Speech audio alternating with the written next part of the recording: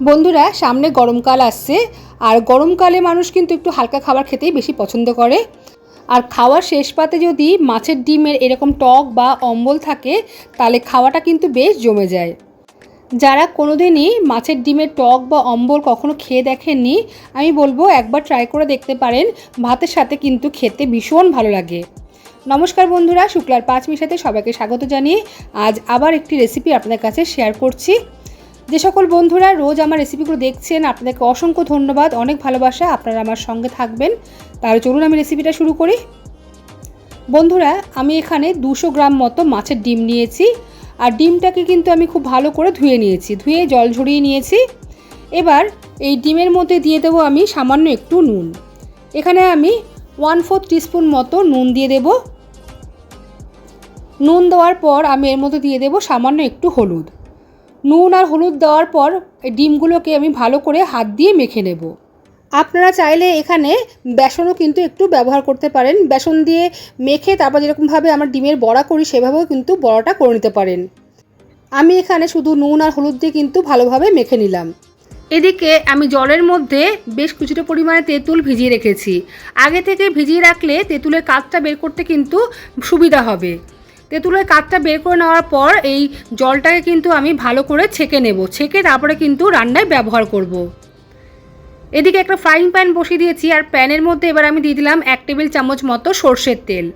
তেল ভালো করে গরম করে নিয়ে গ্যাসের ফ্লেমটা কম করে দিয়ে যে ডিমটা আমি মেখে রেখেছিলাম সেই ডিমটা কিন্তু এখানে দিয়ে দিলাম। ডিমটা দেওয়ার সঙ্গে সঙ্গে কিন্তু একটু ফুটতে থাকবে, সেই জন্য গ্যাসের ফ্লেমটা কিন্তু একদম কম করে রাখবেন। আর দেখুন আমি এভাবে চামচ দিয়ে চারিদিকে সমানভাবে করে দিলাম। দেওয়ার পর এবার আমি উপর থেকে ঢাকা দিয়ে 3 থেকে 4 মিনিটের জন্য রান্নাটা হতে দেব। এই সময় গ্যাসের ফ্লেমটা আমি কিন্তু একদম কম করে রেখেছি। 3 থেকে 4 মিনিট পর আমি ঢাকাটা খুললাম। দেখুন ডিমের একটা সাইড কিন্তু ভাজা হয়ে গেছে। এবার আমি উল্টে দেব। উল্টে দিয়ে আবারও কিন্তু আমি ঢাকা দিয়ে দেব 3 থেকে 4 মিনিটের জন্য। গ্যাসের ফ্লেম আস্তে করে দিয়ে এভাবে ঢাকা দিয়ে ভাজা করলে ডিমের ভেতরটাও কিন্তু ভালোভাবে কুক হয়ে যাবে। দেখুন আবারও কিন্তু আমি ঢাকাটা উঠিয়ে নিলাম। এবার উল্টে পাল্টে আমি দেখাচ্ছি। দেখুন ডিমটা কিন্তু ভালো মতো ভাজা হয়ে গেছে। এবার নামিয়ে নিয়ে আমি পিস পিস করে কেটে নেব। বন্ধুরা, আজকের রেসিপিটা দেখার পর আপনাদের যদি ভালো লেগে থাকে অবশ্যই লাইক কমেন্ট করবেন, শেয়ার করবেন, আমার চ্যানেলটি সাবস্ক্রাইব করে আমার পাশে থাকবেন। পাশে থাকা বেল বাটনটা অবশ্যই ক্লিক করবেন, সঙ্গে অল বাটনটাও ক্লিক করে দেবেন। তাহলে যখন নতুন কোনো রেসিপি আমি আপলোড করব সবার আগে আপনার কাছে নোটিফিকেশান পৌঁছে যাবে।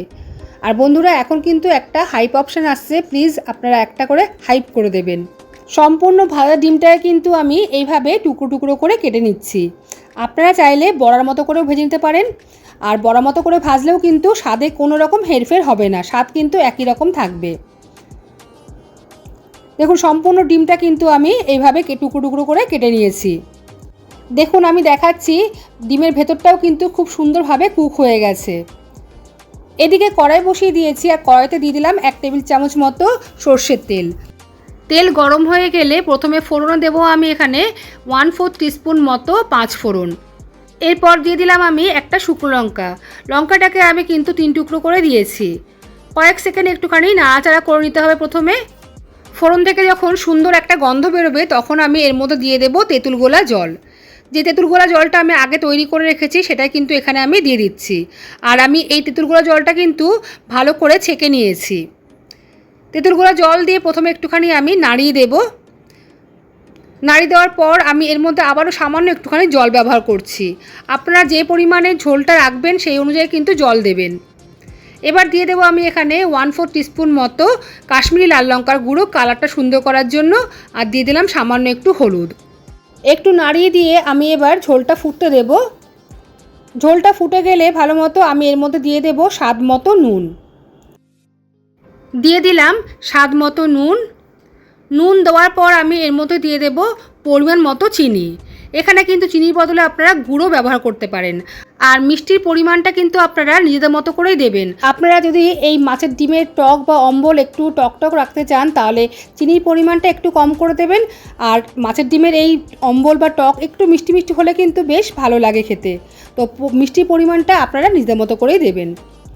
এবার দেখুন আমি গ্যাসের ফ্লেমটা লোতে রেখে 3 থেকে 4 মিনিট ফুটিয়ে নেব। এর ফলে মশলাগুলো মাছের ডিমের ভেতরে ভালোভাবে ঢুকে যাবে আর খাওয়ার সময় খেতে কিন্তু ভীষণ ভালো লাগবে। গ্যাসের ফ্লেম একদম কম করে রেখে 3 থেকে 4 মিনিট আমি ভালো করে ফুটিয়ে নিয়েছি। এবার আমি গ্যাস বন্ধ করে দেব। গ্যাস বন্ধ করে দিয়ে আমি ঢাকা দিয়ে কিছুক্ষণ রেখে দিয়ে তারপরে কিন্তু সার্ভ করব। তো দেখুন বন্ধুরা, তৈরি হয়ে গেছে মাছের ডিমের টক বা অম্বল। আপনারা যারা কখনোই ট্রাই করেননি মাছের ডিমের টক বা অম্বল, বলবো একবার হলেও খেয়ে দেখবেন এইভাবে রান্না করে। খেতে কিন্তু ভীষণ ভালো লাগে, আর ভাতের সাথে খেতে কিন্তু ভীষণ ভালো লাগে। তো যাই হোক বন্ধুরা, আজকের রেসিপিটা আপনাদের কাছে কেমন লাগলো অবশ্যই কিন্তু জানাবেন লাইক কমেন্টের মাধ্যমে। তাহলে আজ এই পর্যন্তই, আসবে আবার অন্য কোনো রেসিপি নিয়ে। সবাই ভালো থাকবেন, সুস্থ থাকবেন। সবাইকে আজকের মতো টাটা।